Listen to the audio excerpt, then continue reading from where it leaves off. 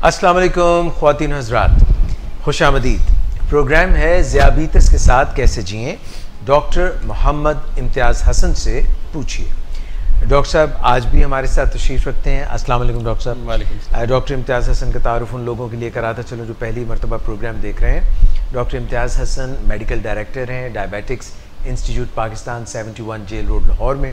गुज़श्ता 2 दिहाइयों से बतौर कंसल्टेंट डायबिटोलॉजिस्ट और इंटरनल मेडिसिन में आपने फ़ेलोशिप की हुई है, तो खिदमत सर अंजाम दे रहे हैं मरीज़ों की। आपको हम खुशामदीद कहते हैं डॉक्टर साहब। और हमारे साथ मिस नादिया शेख हैं। डॉक्टर साहब, क्योंकि 25 अप्रैल को और 2 मई को हम प्रोग्राम इंशाल्लाह ज़ियाबीतस और रमज़ान इसकी बाबत करेंगे, तो जो लास्ट थर्सडे बनेगा हमारा, उसमें हम Q&A सेशन नहीं कर पाएंगे, बल्कि हम रमज़ान के हवाले से टिप्स देंगे। ठीक है। दूसरा डॉक्टर साहब, पिछली दफ़ा भी मिस हो गया था मुझसे, तो हमने सोचा कि आज Q&A सेशन कर लें। ठीक है। तो आज के प्रोग्राम में मैं चाहूँगा कि आप डॉक्टर साहब से जो मुख्तलिफ सवालात हमें आए हैं उनमें से कोई सवाल पूछें। अस्सलाम वालेकुम डॉक्टर साहब। ज़फ़र इकबाल साहब ने क्वेश्चन किया है कि HbA1c 5.7 है, तो इस बारे में वो कह रहे हैं कि गाइड कर दें प्लीज़। अच्छा, सबसे पहले ये क्लियर होना चाहिए कि HbA1c टेस्ट करवाया क्या इनको डायबिटीज़ है या नहीं है, या डायबिटिक हैं उनका A1c ये है। तो हम पहले बात करते हैं कि अगर डायबिटीज़ नहीं है तो 5.7 A1c का मतलब है कि इन साहब को डायबिटीज़ नहीं है, नॉर्मल है। क्योंकि जो नॉर्मल आदमी का जो HbA1c जिसको शुगर नहीं है वो 5.7 से कम होना चाहिए, और जिसका 5.7 से तो ज़्यादा है लेकिन 6.5 से कम है तो वो प्री डायबिटिक है या बॉर्डर लाइन है। जिसका 6.5 को क्रॉस कर गया वो शुगर वाला पेशेंट है। तो हम इसको कैटेगराइज कर सकते हैं। तो अगर ये है तो इनके लिए अच्छी खबर है कि इनको डायबिटीज़ नहीं है। सेकंड जो बात है कि अगर पेशेंट को डायबिटीज़ है, उसका 5.7 है, बहुत अच्छा कंट्रोल है, एक्सीलेंट कंट्रोल में है। क्योंकि इसकी वैल्यू ये है, देखें हम बहुत सारे पेशेंट A1c टेस्ट कहते हैं डॉक्टर साहब इसका क्या फ़ायदा, आप ये करवा लेते इसको क्या फ़ायदा। और कुछ लोग होते हैं उनका 12% है या 13% है या 14% पे आते हैं, वो कहते हैं इसका नुकसान क्या फिर। तो उनकी खिदमत में यही अर्ज़ किया जाता है कि ये एक किस्म का आपका मीटर है, एक पैरामीटर है, या जिसको हम सादा लफ्ज़ों में एक थर्मामीटर की मिसाल दे के वाज़े करते हैं। एक थर्मामीटर आपको बता देता है कि आपको बुखार है, कितना बुखार है, 101 है, 102 है, नॉर्मल है, और कि उसकी शिद्दत क्या है बुखार की।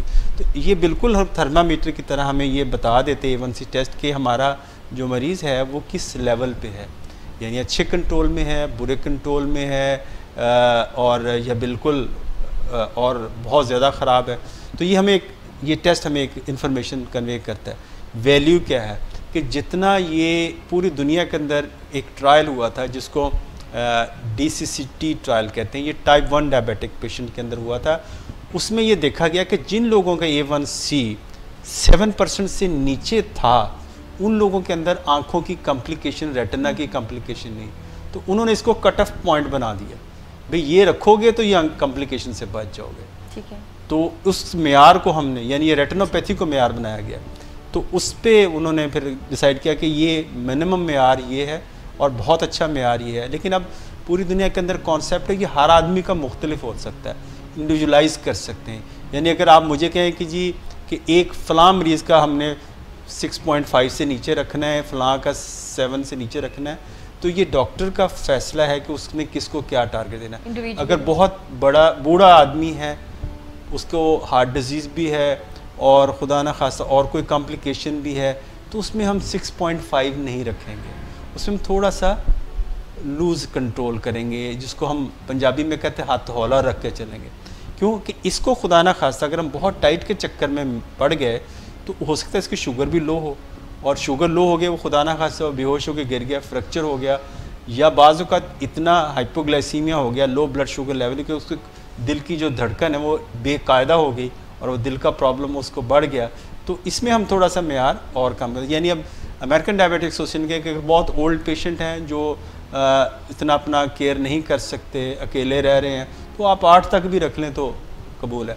इसी तरह बच्चों में, बहुत छोटे बच्चों में हम इसमें A1C को हम थोड़ा सा लूज़ रखते हैं, इसलिए कि अगर हम छोटे बच्चों के अंदर बहुत टाइट कंट्रोल में जाएंगे तो उनमें हाइपोग्लाइसीमिया होगा, बार बार लो शुगर हो सकता है, और ये उनके कॉग्निटिव फंक्शन को इम्पेयर कर सकते हैं। ब्रेन की डेवलपमेंट हो रही होती है तो उसमें हम ये मेयार उतना नहीं रखते, थोड़ा सा लूज़ रखते हैं।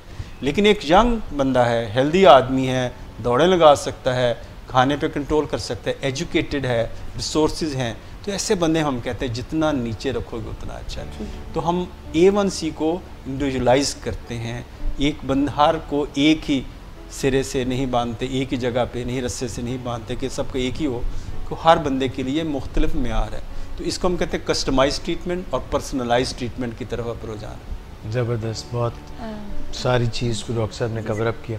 जी मिस, और कोई सवाल? अगर आपकी इजाज़त हो तो ज़रूर। प्लीज़। शमा मुनव्वर पूछते हैं कि पैर सुन होते हैं, तो उसके लिए क्या गाइड करेंगे आप? पैर सुन होना, अच्छा इसमें बड़े 2-3 बड़ी इंटरेस्टिंग चीज़ें हैं। हाथ, जो कि मेरे पास जो पेशेंट आती हैं ख़ास तौर पे ख़वातीन, उसमें अक्सरियत के हाथ सुन हो रहे होते हैं और पैर सुन हो रहे होते हैं।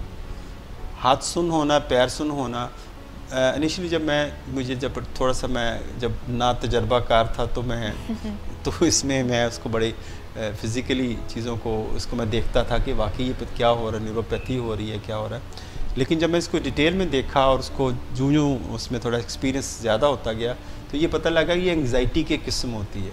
ओके, ठीक है। बहुत सारी ख़वातीन जो आपको, मैं तो आंखें बंद करके बता देता हूँ कि आपको एंग्जाइटी है और हाथ पाँव सुन होने, हाथ पाँव जलने, और ये पट्टे खिंचे हुए हैं, गर्दन के पट्टे खिंचे और सर में यहाँ सुन हो रहा है। ये एंग्जाइटी, स्ट्रेस, डिप्रेशन, और ये इसके पीछे जो एक ब्रॉड टर्म में के साइकोलॉजिकल रीजंस होती हैं, नफ्सियाती वजूहात होती हैं, क्योंकि पेशेंट उसको एक्सप्रेस नहीं कर रहा होता।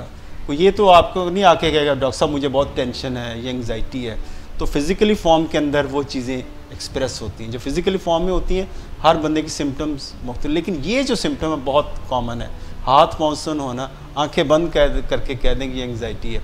लेकिन जेन्युइनली जो डायबिटिक पेशेंट है, अगर उसका शुगर लेवल कंट्रोल नहीं है तो उसके अंदर न्यूरोपैथी बड़ी कॉमन चीज़ है। न्यूरोपैथी के मुख्तलिफ तरीके से प्रेजेंट कर सकती है। न्यूरोपैथी मैं सादा लफ्ज़ में बता दूं, यानी जो नर्व्स जो हमारी हैं वो शुगर ख़राब रहने से वो डैमेज होना शुरू हो जाती हैं, जिसकी मुख्तलिफ सिम्टम, सुन होना और शदीद दर्द होना, और बाज़ औक़ात जिसको में एक और बड़ी इंटरेस्टिंग चीज़ है कि आप पाँव पे अगर कोई चादर भी रखे या हाथ भी लगाए तो उसको पेन होती है। इसको मेलोडेनिया कहते हैं, यानी नॉन पेनफुल स्टिमुलस से पेन का फील होना। यानी अगर किसी के जो कॉटन की चादर भी पाँव पे रख दी या किसी ने हाथ भी लगा दी, ये पेन तो नहीं करता नॉर्मल, अगर ये पेन उसको फील हो रही है, तकलीफ़ हो रही है, तो ये अल्टर्ड सेंसेशन है, इसका मतलब वो न्यूरोपैथी का शिकार है। और इसकी जो एक्सट्रीम फॉर्म है जिसके अंदर हम ये कहते हैं कि ये इसके पाँव बिल्कुल बेहिस हो गए हैं, सुन हो गए हैं, यानी इसमें सुन हो गए हैं कि अगर उस पर हम कोई पत्थर, कंकर, कील लग भी जाए उनको नहीं पता चलता, तो ये वो हाई रिस्क फुट बन जाता है। तो नमनेस होना एक है कि पाँव के अंदर हो रही है, इसका मतलब हमें अपने शुगर कंट्रोल को देखना पड़ेगा, रिव्यू करना पड़ेगा। एक और बात जो बड़ी हम जो बाकी हमारे जो लोग डॉक्टर्स भी जो जनरल प्रैक्टिस में वो देखते हैं कि हम इंसुलिन शुरू करते हैं किसी मरीज़ को, तो इंसुलिन से शुगर लेवल काफ़ी तेज़ी से जल्दी से बेहतर हो जाता है। जब ये जल्दी से बेहतर हो जाता है तो जो न्यूरोपैथी है वो टेम्परेली प्रोमिनेंट हो जाती है, तो मरीज़ भागा भागा आता है कि तो मैं इंसुलिन लेने से पहले तो बिल्कुल ठीक था, अब इंसुलिन लेने के बाद मुझे ये प्रॉब्लम नमनेस की, ये पेन की शुरू होगी पैरों के अंदर। तो इसका होता है कि rapid change in glucose level जब आए तो ये प्रॉब्लम आ सकती है। मैं इंसुलिन न्यूराइटिस भी कहते हैं कुछ लोग इसको, कि इंसुलिन की वजह से न्यूरोपैथी हुई है, हालांकि ये हकीकत में नहीं है। ग्लूकोज का लेवल बेहतर होने से कुछ जो नर्व सेल के लेवल पे कुछ जो चेंजेस आती है उसकी वजह से ये प्रॉब्लम होती है। यानी जो सोए हुए थे और बिल्कुल बेहिस थे उनमें दोबारा जान पड़ने लग जाती। तो इसका जो अच्छे कंट्रोल के साथ ताल्लुक़ है, अगर आप अच्छा कंट्रोल रखते हैं तो ये प्रॉब्लम्स नहीं होते।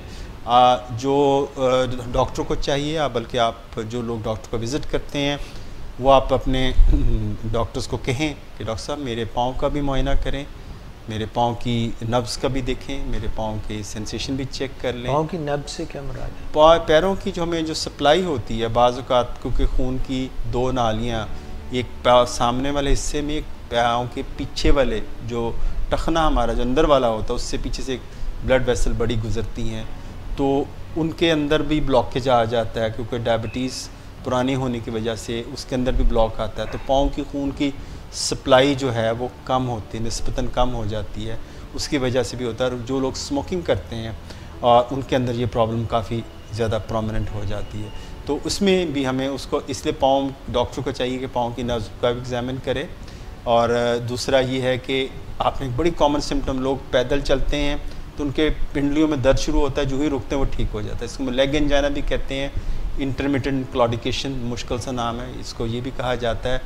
तो ये भी एक निशानी होती है कि इसको टांगों के जो नालियाँ हैं वो तंग हो रही हैं। तो हमें फ़ौरी तौर पे डॉक्टर से मशवरा करना चाहिए। हमें डॉक्टर को सजेस्ट भी कर सकते हैं, अगर डॉक्टर ने मिस किया कि आप मेरे पाँव भी चेक कर लें, पाँव में कोई डिफॉर्मिटी है वो भी देख लें। क्योंकि अगर पाँव का अंगूठा टेढ़ा है, कुछ लोग देखो ऐसे क्लॉ टोज़ हो जाते हैं, और पाँव की भी शेप बाज़ लोगों मुख्तलिफ होती है, तो उसमें भी वो हाई रिस्क फुट बन जाता है। क्योंकि वो जब जूता पहनते हैं या ज़मीन पे चलते हैं तो वहाँ पे नीचे चंडी सी, जिसको क्लॉसिटीज़ कहते हैं, वो कॉर्न बन जाते हैं, वो भी बाज़ फट जाते हैं, उससे भी प्रॉब्लम आती है। तो हमें डॉक्टर का फ़र्ज़ है, जो जनरल प्रैक्टिस में लोग हैं या कंसल्टेशन करते हैं डायबिटीज़ के, वो मरीज़ के फ़ुट का ज़रूर एग्ज़ामिन करें। और फ़ुट का जो एजुकेशन है वो बहुत देना ज़रूरी है, फ़ुट केयर का।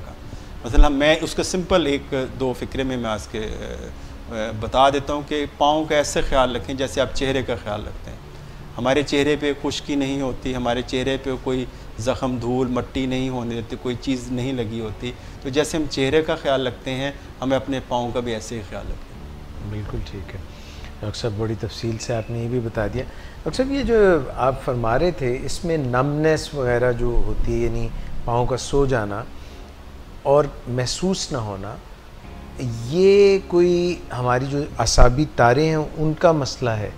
और ये भी हो सकता है असाबी तारें जो है सेंसेशंस को लेके भी आती हैं, और कोई जो पैगाम हमने देना होता है पाँव को यूँ करो, हिलाओ जुलाओ, ये लेके भी जाती हैं, ये भी मुतासिर हो सकती है? हाँ जी, बिल्कुल इस तरह होती है। देखिए, ये पूरा सेंसरी सिस्टम, देखिए अगर मेरा पाँव अगर ऐसे है और मेरा टांग ऐसे है, ये मेरे बॉडी को, मेरे ब्रेन को एक इन्फॉर्मेशन है कि मेरे ये पाँव इस जगह पे है, मेरा जॉइंट ये इस लेवल पे है, इसने फ्लेक्स्ड है, और मेरे पाँव इस पोजीशन पे।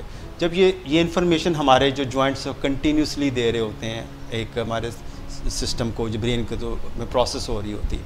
लेकिन कुछ लोग जिन सेंसरी न्यूरोपैथी हो जाती है, उनको ये इन्फॉर्मेशन ब्रेन को नहीं मिलती। वो ऐसे होता है कि पाँव कहीं रखते हैं तो पड़ता कहीं है, वो इश्क हो गया होता होगा सर। तो वो ही इश्क वाली कैफियत हो जाती है कि पाँव पड़ता के नहीं है सही जगह पे, कहीं और पड़ता है। तो लोग समझते हैं ये लड़खड़ा रहा है या नशा किया हुआ है, तो वो उनकी जो गेट है वो और तरह से इफ़ेक्ट होती है। और कुछ लोग तो होता है कि वो जूता पहन के अपने बिस्तर में चले जाते हैं, उनको पता ही नहीं चलता उन्होंने जूता पहना हुआ है। और कुछ लोग कहते हैं कि जी मैं सुबह सुबह पार्क में जाता हूँ और मैं जाके नंगे पाँव चलता हूँ, ताकि जो ओस पड़ी हुई है उससे दिमाग को ठंडक मिलेगी, वहाँ से उधर तरावट मिलेगी।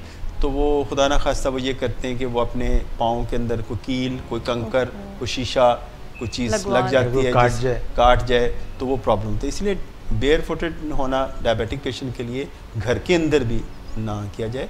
तो ये एक है। और दूसरा ये है कि और जो सर्दियाँ चूँकि गुजर गई हैं, लेकिन आइंदा सर्दियों के लिए ख्याल रखें कि लोग हीटर के आगे बैठ जाते हैं और घंटों बैठे रहते हैं और पाँव को आगे कर लेते हैं, तो उनको सेंसेशन नहीं होती, तो वो हीट सेंसेशन की वजह से उनके पाँव में ब्लिस्टर्स बन जाते हैं, जो प्रॉब्लम कर सकते हैं। तो हीट ब्लिस्टर्स होने का चांसेस होता है। और एक बड़ी इंटरेस्टिंग चीज़, कई लोग ज़मीन पर गद्दा बिछा के सोते हैं और कई दफ़ा चूहा काट जाता है और कई दफ़ा चूंटियाँ काट जाती हैं, उनको नहीं पता चलता। तो ये भी एक सारी चीज़ें इसके साथ एसोसिएटेड है। तो डॉक्टर साहब, वो बेड पे, चाहे वो गद्दा हो या ऊपर का बेड हो, जब कोई शख्स बेड पे खाना खाएगा, भोरे गिरेंगे, कोई चीज़ गिरेगी, तो चूंटियाँ भी आ सकती हैं, चूहा भी आ सकता है। तो जो बेड है वो तो सोने की जगह है, वो खाने पीने की जगह नहीं है, इसलिए अवॉइड करें। और ख़ास तौर पे जब सर्दियां हों तो आप कॉटन सॉक्स पहनने के सोए, डायरेक्ट हीटर को ना सेकें। और पाँव का फिर वही है कि किसी एक आदमी की ड्यूटी लगा दें कि आपके पाँव को सोने से पहले चेक करें। अगर ऐसा मुमकिन नहीं है तो एक आईना ख़रीदें जिसमें मुंह न देखें, उसमें पाँव देखें, उसको फ़र्श पे रखें और पाँव को एग्जामिन करें। पाँव का नीचे वाला हिस्सा वो आप उससे देख सकते हैं। तो डॉक्टर साहब, ये जो पाँव के दरमियान, ये आजकल मौसम जब चेंज हो रहा है, नहाते हैं लोग और फिर वो जूते पहन लेते हैं, तो पाँव के जो वेब्स होते हैं उनके दरमियान वो कुछ सफ़ेद फंगस इन्फेक्शन हो जाती है, टीनिया उसको इन्फेक्शन कहते हैं, एथलीट फुट भी कहते हैं। ये नमी से होती है। ये जो लोग पसीना ज़्यादा आता है पाँव में, उनको ये ज़्यादा होता है। या लोग जो वज़ू करते हैं, नहा के निकले साथ ही सॉक्स पहनी और जूता पहन के चले गए, उसको ड्राई नहीं करते, तो आप ऐसे उन लोगों को ये फंगस हो जाती है। इसका तरीका क्या है, इसका या बचाव और ट्रीटमेंट। बचाव ऐसे है कि आप जब भी नहा के निकलें तो अपने पाँव को एक अलग छोटा सा टॉवल रख लें, उससे कॉटन से खुश्क करें और उसके बाद कोई स्पिरिट स्वैप जो होता है उससे आप जो दरमियानी इंटरवेब स्पेस है उसको साफ़ करें। स्पिरिट के अंदर खसूसियत ये है कि वो पानी को, नमी को उठा लेती है, तो वो ड्राई हो जाता है। उसके बाद आपने शूज़ वगैरह पहने और अगर हो जाए तो कुछ दवाई है जैसे एंटीफंगल क्रीम है, ट्रेवोजिन क्रीम है या ट्रेवोकॉट है, वो आप लगा सकते हैं, उससे फ़र्क पड़ जाता है। लेकिन बाज़ औक़ात ये इतना शदीद हो जाता है कि वो ज़ख़म कर देता है, स्किन फट जाती है, कट जाती है और इन्फेक्शन, इसके ऊपर बैक्टीरियल इन्फेक्शन भी होती है और बाज़ औक़ात ये डायबिटिक फुट के अंदर कन्वर्ट हो जाता है। तो इसका ख्याल रखना बहुत ज़रूरी है। ठीक हो गया डॉक्टर साहब। तो और कोई सवाल है? मैं एक सवाल मेरे पास है, लेकिन आप सवाल पूछिए। पहले मैं पूछूं? जी, मैं फिर बात। अच्छा डॉक्टर साहब, मेरा तो बड़ा सादा सा सवाल है। ज़ाहिर शाह साहब है और ज़ाहिर शाह साहब कहते हैं कि डॉक्टर इम्तियाज़ इतनी बातें बताते हैं हमें प्रोग्राम में। डॉक्टर इम्तियाज़ या तो ख़ुद अगर कोई किताब लिखी है, किताबचा लिखा है, तो वो हमें बता दें, या फिर किसी की किताब बता दें, उर्दू में हो तो बेहतर है। उर्दू में हमारी किताब है जो कुछ अर्सा पहले लिखी गई थी, जो मैंने उसको एडिट किया था। उसमें ज़ियाबितस क्या, क्यों, कैसे, और एक और किताब है इंसुलिन क्या, क्यों, कैसे। तो ये दो अवेलेबल हैं, हमारे डिप से अवेलेबल है, आप वो ले सकते हैं। और ज़ियाबितस में आप तनहा नहीं हैं, डॉक्टर सदाकत और डॉक्टर जमाल आरा की बुक है और वो काफ़ी बेस्ट सेलर बुक रही है। और जो लोग अंग्रेज़ी में देखते हैं, बहुत सारी अवेलेबल हैं। इसमें सबसे अच्छी है जॉन हॉपकिन की डायबिटीज़ पे किताब है, जो पेशेंट्स के लिए लिखी गई है और बहुत खूबसूरत किताब है। मैंने ख़ुद उससे बहुत इस्तेफ़ादा किया जब अपने इनिशियल प्रैक्टिस के अंदर जब मैंने शुरू किया, तो पेशेंट का पॉइंट ऑफ व्यू लेने के लिए मुझे वो किताब डॉक्टर सदाकत ने मुझे हैंड ओवर की, तो मैं कुछ हफ्ते उसको पढ़ता रहा और उससे बहुत इन्फॉर्मेशन हुई कि आप पेशेंट क्या सोच रहा है, क्योंकि वो पेशेंट्स के लिए लिखी गई है कि पेशेंट को आपने क्या कहना है। तो बड़ी अच्छी किताब है, अगर वो अब उसको किसी को मिल जाती है तो वो बहुत अच्छी किताब है। जोसलिन की भी कोई किताब है? जोसलिन के देखें, उसमें जो हमारे पास इस वक्त नेट पे बहुत अच्छा अवेलेबल है, लेकिन इसमें अब थोड़ा सा प्रॉब्लम भी हो रहा है। जो गूगल डॉक्टर का एक है कि लोग गूगल इन्फॉर्मेशन लेते हैं और प्रीसेट माइंड के साथ डॉक्टर के पास आते हैं, हमें जो ये इन्फॉर्मेशन है, फिर वो अपनी राय पे अमल भी कई दफ़ा करते हैं। तो इसमें उसमें उन्होंने क्या कि उसका एक नाम उन्होंने दिया, रिसेंट में कल एक आर्टिकल, उसका नाम है इडियट, इंटरनेट डिराइव्ड, ठीक है, obstructing treatment, information, internet derived information obstructing treatment, idiot का नाम दिया हुआ है। तो इडियट सिंड्रोम इसको कहा जाता है। तो बड़ा इंटरेस्टिंग नाम है और बड़ा आर्टिकल है कि ऐसे लोग जो आपके ट्रीटमेंट को रादर ये ऑब्स्ट्रक्ट करती कई दफ़ा ये चीज़ें। इन्फॉर्मेशन ठीक है, लेकिन वन मस्ट हैव, देखिए अगर डॉक्टर हूँ, अगर मुझे कोई कहे कि आपने एक पुल बनाना है, मैं इंटरनेट पे चला जो पुल बनाना, मैं कैसा बनाऊंगा पुल, वो आपको अंदाज़ा ही होगा कि हवा में पुल बना सकूंगा। लेकिन क्योंकि आप देखें कि जब डॉक्टर आप बनते हैं तो आपके पीछे एक बैकग्राउंड नॉलेज होता है, साइंस का नॉलेज होता है, फिर मेडिकल का बेसिक नॉलेज होता है, फिर आप उसकी थिंकिंग, उसके अंदर आपकी रैशनल थिंकिंग होती है, उसी फील्ड के अंदर होती है, आप उसी लेवल पे सोचते, फिर आपको इस चीज़ों को अंडरस्टैंड करते हैं। अगर मैं एक दवा के बारे में इंफॉर्मेशन ले रहा हूँ, मैं उसको दवा को कहूँ जी ये पैरासीटामोल लिए, इसमें तो कई दफ़ा आते हैं, हालांकि पैरासीटामोल जो है बड़ी सेफ़ दवाई है, उसका अगर आप वो पढ़ेंगे लिटरेचर वो, तो आपको उसमें 50 किस्म के साइड इफ़ेक्ट्स लिखे हैं, तो आप ज़िंदगी में पैरासीटामोल भी नहीं खाएंगे। तो ये एक जो चीज़ है ये बहुत नुकसानदेह हो रही है, हमारे इडियट सिंड्रोम जो है। अच्छा जी, एक मैं और सवाल पूछ लेता हूँ, फिर आप पूछ लीजिए। डॉक्टर साहब, आसिफ महमूद सिंधु साहब हैं, वो कहते हैं कि फ़िज़िकल एक्सरसाइज की बात तो सभी करते हैं, कितनी करनी चाहिए, कब करनी चाहिए, खाने के साथ क्या कोरिलेशन है, गर्मियाँ आ गई हैं इसके साथ क्या कोरिलेशन है, और क्या एक्टिव लाइफस्टाइल आप किसको कहेंगे? हर घंटे में कुछ उठना बैठना चलना या कुर्सी पे बैठे वो बेहतर है, या हफ्ते में एक दफ़ा बेहतर है, या 2 दिनों बाद, या रोज़ाना? क्या आप कहें? देखिए ये बड़ा कम्प्रीहेंसिव क्वेश्चन है, एक पूरा प्रोग्राम इस पे हो सकता है, जैसे उनके जो सवाल हैं कम्प्रीहेंसिव क्वेश्चन है। तो इसका बहरहाल जवाब हम थोड़ा सा मुख्तसर सा मैं करके बता देता हूँ। अगर तो आप एक्सरसाइज नहीं करते जी, ठीक है, तो आप 50% ट्रीटमेंट अपना डायबिटीज़ का वो लूज़ कर रहे हैं। ओ ठीक है, तो जब 50% ट्रीटमेंट लूज़ कर रहे हैं तो आप, इसका मतलब है कि हम जो हमारे जो ट्रीटमेंट गोल्स हैं वो बड़े मुश्किल हो जाएंगे। ठीक। अगर नहीं करते तो आपको 90 सेकंड वॉक करनी चाहिए। 90 सेकंड? जी, 90 सेकंड वॉक करनी चाहिए। पार्क में जाना और 90 सेकंड के लिए वॉक करनी है रोज़। उससे क्या होगा? उससे देखें वॉक क्यों नहीं हम करते, वॉक का एक बहुत बड़ा फैक्टर है मेंटल इनर्शिया, माइंड का इनर्शिया। माइंड इनर्शिया होता है कि आप अगर बैठे हैं तो बैठे ही हैं, अगर चल रहे तो चलते। ये इनर्शिया जिसको हम न्यूटन में भी कहते, जो सेकंड लॉ था उसका, जो मुझे अब याद नहीं है फिजिक्स में, लॉ ऑफ इनर्शिया भी कहते थे। तो हमारा बेसिकली ये ह्यूमन जो साइकोलॉजी में इसको जो बैरियर को ब्रेक करना कहते हैं। देखिए हमारे अंदर मेंटल बैरियर है हर चीज़ का, हम वॉक के लिए मेंटल बैरियर है, उसको कैसे तोड़ा जा सकता है? उसको 2 तरीके से तोड़ा जा सकता है कि एक 90 सेकंड वॉक करें। 90 सेकंड वॉक है, आपने पार्क में जाना है और 90 सेकंड वॉक करनी है। लेकिन आप क्या समझते हैं आप 90 सेकंड वॉक करके चले जाएंगे? नहीं, आपकी ये सिर्फ एक माइंड को उस तरफ लाना है, बिहेवियर के अंदर चेंज लेके आनी, तब्दीली लेके आनी है। तो इसमें लोग कहते हैं जी मैं तो घर में, मैं 90 सेकंड, मैंने घर में नहीं करनी ना, इसमें आने जाने का जो है वक्त इंक्लूड है। इसमें जो चीज़ है कि आप पार्क में जाएं, वहाँ 90 सेकंड वॉक करें और फिर बैठ जाएं। ठीक है, तो वो इसका रिजल्ट्स बहुत अच्छे हैं और बहुत सारे पेशेंट इस एग्रीमेंट पे एग्री कर जाते हैं कि हम वो 90 सेकंड वॉक करेंगे। तो ये हम इस तरह एक बिहेवियर के अंदर एक तब्दीली लाते हैं। सेकंड हम जैसे बात करते हैं, इसी तरह फूड में भी हम कहते हैं जो आप खाना खाते हैं उसका 1/3 प्लेट छोड़ दें, खाना छोड़ दें। जब खाना छोड़ेंगे तो आप खाने को ना करना सीख जाएंगे, ये भी बिहेवियर में चेंज आएगी। तो ये एक है जो वॉक नहीं करते वो 90 सेकंड वॉक करें, जो वॉक करते हैं वो कितनी करें, जो रेगुलर करते हैं वो at least 150 minutes physical activity in a week. इसका मतलब है अगर 30 मिनट्स करते हैं तो 5 दिन करें, 25 मिनट करते तो 6 दिन करें। वो एक आदमी कहता है जी मेरे पास टाइम नहीं है, तो हम कहते हैं अल्टरनेट डे पे 50 मिनट्स के 3 सेशन कर लो। तो ये भी आपके 150 मिनट्स आपने पूरे करने, ये मिनिमम क्राइटेरिया। इससे ऊपर जो कर रहे हैं वो बहुत बेहतर हो सकता है, इसमें उसके रिजल्ट्स बहुत अच्छे हो सकते हैं। उसके लोग जो रेगुलर करते हैं उनके लिए हम ये कहते हैं कि और क्या करें।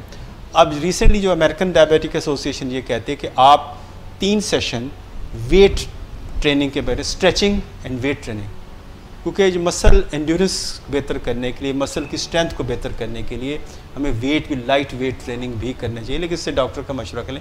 लेकिन ये भी हफ्ते में 3 दिन ये छोटे छोटे सेशन ज़रूर करने चाहिए, इससे मसल पावर्स इंप्रूव होती हैं। ये तो है हमारे बेसिक रिक्वायरमेंट। अब करने क्या जाते हैं लोग, वॉक पे चले जाते हैं, एक्सरसाइज पे चले जाते हैं, मैच खेलने चले जागे, लेकिन उनका शुगर लो हो जाता है। तो जब भी कोई फिजिकल एक्टिविटी करें पहले कुछ खा के जाएं, कुछ कार्बोहाइड्रेट इनटेक आपका हो, कोई फ्रूट ले लें, कोई स्लाइस ले लें, कोई 2 खजूरें खा लें, या कोई बनाना एक ले लें, जैसे भी आप करते हैं। तो खाए पिए बगैर आप फिज़िकल एक्टिविटी में ना जाएं। बहुत सारी ख़वातीन जो डायबिटिक हैं वो बाज़ार चली जाती हैं, उनको वक्त का अंदाज़ा नहीं होता, क्योंकि उनकी शॉपिंग इतनी लंबी, लिस्ट इतनी लंबी होती है विंडो शॉपिंग की, कि जिसमें उनको पता है वक्त का अंदाज़ा नहीं होता। तो 1.5-2 घंटे वो कम से कम चलना पड़ता है। कुछ ख़वातीन तो जाती हैं बाज़ार में, घूमती रहती 2-3 घंटे के बाद फिर दुपट्टा कलर करवा के वापस आ जाती। तो अब ये बेसिकली उनका एक आउटलेट होता है उनको, तो उसमें भी वो कई दफ़ा बेहोश होकर गिर जाती हैं जो डायबिटिक हैं, क्योंकि उनका शुगर लेवल लो हो जाता है। तो इनके पर्स में कुछ ना कुछ खाने को होना चाहिए, कुछ खा के निकलें, बहुत बेहतर है। और ये बहुत ज़रूरी, गर्मी का सीज़न आएगा, उसमें आप वो पीरियड में एक्सर्शन ना करें जिसमें आपको स्वेटिंग ज़्यादा हो, बहुत गर्मी हो, मसल बहुत धूप के वक्त आप करेंगे तो उसमें डिहाइड्रेशन होने का चांस है, शुगर लो होने का चांस है। जो अर्ली मॉर्निंग है वो गर्मियों में बहुत बेहतर है। सर्दियों में बहुत सर्दी में ना जाएं, और बल्कि थोड़ा सा जब जैसे अगर 4-5 बजे के करीब आफ्टरनून के अंदर वहाँ पे अपनी फिजिकल एक्टिविटी करें। जी मिस। ये किडनी के टेस्ट के बारे में पूछा है इन्होंने, क्या नाम है इनका? दीबा नैयर हैं, पूछती हैं कि किडनी के लिए कौन कौन से टेस्ट रिकमेंड हैं? किडनी के लिए टेस्ट ना देखें, बहुत सारे टेस्ट हैं, लेकिन हमें बड़ी तशवीश होती है जब हम डायबिटिक पेशेंट को हम देखते हैं किडनी के हवाले से भी किया जाए। तो सिंपल टेस्ट है जो हम करते हैं वो यूरिन कंप्लीट कहा जाता है, यूरिन टेस्ट करवा लें। लेकिन यूरिन कंप्लीट से बाज़ औक़ात हमें इंफॉर्मेशन नहीं मिलती। यूरिन कंप्लीट इफ़ेक्ट उस वक्त करता है जो खुदा न खासा जब बात काफ़ी आगे बढ़ चुकी होती है। तो उससे पहले हम जो टेस्ट जो सबसे ज़रूरी करवाते हैं और स्क्रीनिंग भी है कि हम 6 माह बाद हम कहते हैं यूरिन फॉर माइक्रो एल्ब्यूमिन या एल्ब्यूमिन क्रिएटिनिन रेशो के लिए हम ACR के लिए हम टेस्ट करवाते हैं। तो हम देखते हैं क्योंकि नॉर्मली जितनी भी हमारा जो सारा खून है वो गुर्दे उसको फ़िल्टर करते हैं और जो सारी जो कार आमद चीज़ें हैं वो दोबारा खून में अंदर चली जाती हैं। तो बाज़ औक़ात प्रोटीन जैसे कार आमद चीज़ है तो बड़ी माइनर सी क्वांटिटी लेस दैन 30 मिलीग्राम आपका प्रोटीन यूरिन के अंदर अपीयर होती है जिसको माइक्रो नॉर्मल ये होता है। लेकिन बाज़ जब डायबिटिक होते हैं क्योंकि उनके अंदर स्ट्रक्चरल डैमेज किडनी का होता है, यानी किडनी ख़राब होना शुरू होता है तो प्रोटीन लीक होना शुरू होती है। अगर ये 30 मिलीग्राम से ज़्यादा है लेकिन 300 मिलीग्राम से कम है तो हम इसको माइक्रो एल्ब्यूमिन यूरिया कहते हैं। अगर ये 300 मिलीग्राम को क्रॉस कर जाते हैं हम ये मैक्रो एल्ब्यूमिन यूरिया। तो माइक्रो को नॉर्मल में कन्वर्ट करना आसान है और हो जाता है। आप शुगर अच्छा लेवल कंट्रोल रखें, ब्लड प्रेशर को अच्छा कंट्रोल करें, लिपिड्स को कंट्रोल करें, स्मोकिंग स्टॉप कर दें और उसके साथ ऐसी अद्वियात दें जो है तो ब्लड प्रेशर की दवा ACE इनहिबिटर्स हैं या ARBs देते हैं। ACE इनहिबिटर्स का अच्छा रोल है तो उससे ये रिवर्स हो सकता है, उसको नॉर्मल हो सकता है बंदा। लेकिन अगर ये मैक्रो की स्टेज पे चला है फिर हमें कामयाबी का तनासब खासा कम है। हमें फिर फर्दर प्रोग्रेशन रोकने के लिए ये जो सारे अमामल blood pressure control, sugar control और उन अद्वियात का इस्तेमाल जो किडनी के लिए बेनिफिशियल है वो ज़रूरी है। डॉक्टर साहब आखिरी सवाल आज का। अच्छा, इसमें एक टेस्ट है क्रेटिनिन में करवाया जाता है। लोग क्रेटिनिन कहते हैं कि क्रेटिनिन टेस्ट होता है बहुत लेट स्टेजेस पे इफेक्ट करता है। क्रेटिनिन खुदा ना खास्ता काफ़ी देर गुर्दे ख़राब ने फिर जाके क्रेटिनिन ख़राब होता है। डॉक्टर साहब आखिरी सवाल ये है कि लुबना मुनीर कहती हैं कि डायबिटीज़ में शुगर में वज़न क्यों कम हो जाता है? इसमें एक तो है कि वज़न का कम होना डायबिटीज़ की वजह से, और एक आपने ख़ुद कम किया। जो ख़ुद कम किया वो बहुत अच्छा है, यानी अच्छा लाइफस्टाइल किया, डाइट पे कंट्रोल किया, एक्सरसाइज रेगुलर, तो बहुत अच्छा है, हेल्दी है, बेनिफिशियल है। लेकिन अगर आप का जो वज़न कम हो रहा है, क्योंकि डायबिटीज़ है एक कैटाबॉलिक स्टेज है, कैटाबॉलिक स्टेट है। कैटाबॉलिक स्टेट ये होती है कि आपका जिस्म बन कम रहा है, घुल ज़्यादा रहा है, सादा लफ्ज़ों में। क्यों कि इसलिए होता है कि हमारा जो बेसिक फ्यूल है बॉडी का वो ग्लूकोज है, और ग्लूकोज को पट्ठों तक पहुंचने के लिए एक पट्ठों तक पहुंचना चाहिए और पट्ठे उस फिर ग्लूकोज को इस्तेमाल करते हैं। इसको पहुंचने के लिए इंसुलिन की ज़रूरत होती है। जब डायबिटिक पेशेंट के अंदर इंसुलिन नहीं बनती तो उसके पट्ठे इस ग्लूकोज को इस्तेमाल में नहीं ला सकते। लेकिन बॉडी ने तो चलना है, फिर वो बॉडी एक और सोर्स ऑफ एनर्जी ढूंढ लेता है, वो है फैट। जो फैट ढूंढेगा तो ऑब्वियसली फिर जो है कि आपका वो फैट बर्न होगा, घुलने लग जाएगी, तो आपका जो वेट है वो लूज़ होगा। तो ये फैट लॉस की वजह से जो वेट फिर लूज़ होता है, क्योंकि जब ये एक्सट्रीम स्टेज है कि इस बंदे की शुगर अनकंट्रोल्ड है और बॉडी इनके अंदर इंसुलिन बिल्कुल मौजूद नहीं है, इनका बॉडी फैट को as a source of energy use कर रहा है। डॉक्टर साहब फिर जब फैट्स ख़त्म हो जाएंगे मतलब काफ़ी हद तक, तो फिर मसल्स पे इफेक्ट? मसल के अंदर खूबी है कि मसल घुल नहीं सकते। मसल वो स्टैटिक है, वो स्टैटिक स्ट्रक्चर है, उसके अंदर उसको डिग्रेडेशन नहीं होती। ठीक। जो डिग्रेडेशन होती है वो फैट की डिजॉल्व होती है। ठीक है। तो सर ये तो मौजूद हो गया, उनका वज़न कम हो रहा है? नहीं, देखें ना उसके साथ, लेकिन उनका एनर्जी लेवल बहुत कम हो जाएगा, ग्लूकोज नहीं मिल रहा, क्योंकि fat is a good source of energy, high energy. लेकिन उसके साथ जो टॉक्सिक प्रोडक्ट्स बनते हैं, कीटोन्स बनना शुरू हो जाते हैं, और उसके साथ उनके पट्ठों को ग्लूकोज वो लेवल नहीं मिलता, क्योंकि देखें ना जो उनका जो सही फ्यूल ऑफ तो वो ग्लूकोज है वो नहीं मिल रहा, दूसरा मिल रहा है। पट्ठों में उतनी ताकत नहीं रही, वो कमज़ोरी रहेगी, उनके अंदर मसाइल वीकनेस के वो मौजूद रहेंगे। तो डॉक्टर साहब ये जब वज़न कम होता है तो मरीज़ के कोई नज़र भी आता है कि पूरी बॉडी से या कोई ख़ास हिस्सों से ज़्यादा कम होता है? देखिए कुछ ऐसे होते हैं, इसमें बाद लोग कुछ लोगों में ना अनकंट्रोल डायबिटीज़ की वजह रीडिस्ट्रीब्यूशन ऑफ फैट होती है, यानी उनके अंदर फैट तो उतनी ही रहते हैं, वज़न भी उतना ही रहता है, लेकिन होता है कि उनके पेट पे फैट ज़्यादा आ जाती है, हिप से थाई से उतर के पेट पे इकट्ठी हो जाती है, जिसको हम रीडिस्ट्रीब्यूशन ऑफ फैट कहते हैं कि फ़ैट इकट्ठी उस जगह पे होगी, बाकी टांगें उनकी कमज़ोर होंगी, जिस्म बाजू भी कमज़ोर होंगे, शोल्डर भी कमज़ोर होंगे, लेकिन पेट पे जो फैट है इसको हम रॉन्ग डिस्ट्रीब्यूशन भी कह सकते हैं। Wrong distribution, redistribution fat. मिसाल के तौर पे अगर आप कोई देखें ना, अगर मिट्टी की ढेर लगा हुआ है, वो आपने इवनली स्प्रेड कर दी, एक जगह इकट्ठा कर दिया, तो अमाउंट ऑफ मिट्टी तो वही रहेगी ना, तो इसी तरह फैट तो हमारी अमाउंट वही रहेगी, लेकिन उसकी जगह बदली गई। डॉक्टर साहब वो एक ज़माने में यूँ भी कहा करते थे कि कुछ लोगों की पियर शेप बॉडी होती है, कुछ की एप्पल शेप बॉडी होती है। ये फैट की डिफरेंट है ना, देखिए ये ओबेसिटी की डिफरेंट किस्में हैं। अगर पियर शेप है तो जो है इसका मतलब अब्डोमिनल फैट ज़्यादा है, कुछ लोगों की एप्पल शेप है, ये जैसे भी उसमें कि हिप्स पे ज़्यादा है, तो ये भी एक ओबेसिटी की डिफरेंट कैटेगरी है, लेकिन इतना उसमें एक वैसे इंटरेस्ट हो सकता है, लेकिन ओबेसिटी ऑब्वियसली आपकी वेट और बीएमआई की बेस पे कैलकुलेट करते हैं। डॉक्टर इम्तियाज़ हसन, बहुत शुक्रिया आपका। नाना करके भी हमने आपसे काफ़ी सवाल पूछ लिए हैं और इंशाल्लाह आपसे नेक्स्ट थर्सडे को मुलाकात होगी। मिस आपका भी बहुत शुक्रिया। ख़वातीन हज़रात, आज का प्रोग्राम Q&A सेशन जो लॉन्ग पेंडिंग था, पिछले महीने के आखिरी थर्सडे को हमने नहीं किया था, और इस आखिरी थर्सडे को हम इंशाल्लाह डॉक्टर इम्तियाज़ हसन के साथ आपकी तैयारी कराएंगे कि आप रोज़े कैसे रख सकते हैं और कौन लोग हैं जो रोज़े नहीं रख सकते। ये सारी बातें जो हैं डॉक्टर इम्तियाज़ हसन के साथ होंगी 25 तारीख को, यानी 25 अप्रैल को। और फिर एक और हम आपका जो रिफ़्रेशर कोर्स इंशाल्लाह कराएंगे 2 मई को, ताकि 6-7 को मेरा ख्याल है शुरू हो जाएगा रमज़ान। और ये चंद बातें जो डॉक्टर साहब आपको बताएंगे, इन पे तो आप अमल कर ही सकते हैं या जान सकते हैं कि क्या करना है क्या नहीं करना। और इसके अलावा आप अज़ ख़ुद भी डॉक्टर साहब के पास तशरीफ़ ला सकते हैं अगर आप चाहें कि रमज़ान की तैयारी कैसे कर लें, कौन से मार्कर्स हैं, कौन से बॉडी की आपकी टेस्ट्स हैं, अद्वियात को कैसे चेंज करना है, इंसुलिन वाले कौन हैं, और जो ओरल एंटी डायबिटिक्स ले रहे हैं वो कैसे करें। ये सब बातें जो हैं कुछ इंशाल्लाह आपके साथ 25 अप्रैल और 2 मई को भी होंगी इसी प्रोग्राम में। ज़ियाबीतस के साथ कैसे जिए डॉक्टर मोहम्मद इम्तियाज़ हसन से पूछिए, और आप अज़-ख़ुद क्लिनिक भी तशरीफ़ ला सकते हैं। आज के प्रोग्राम से डॉक्टर एजाज़ कुरैशी को इजाज़त दीजिए, इंशाल्लाह फिर मुलाकात होगी।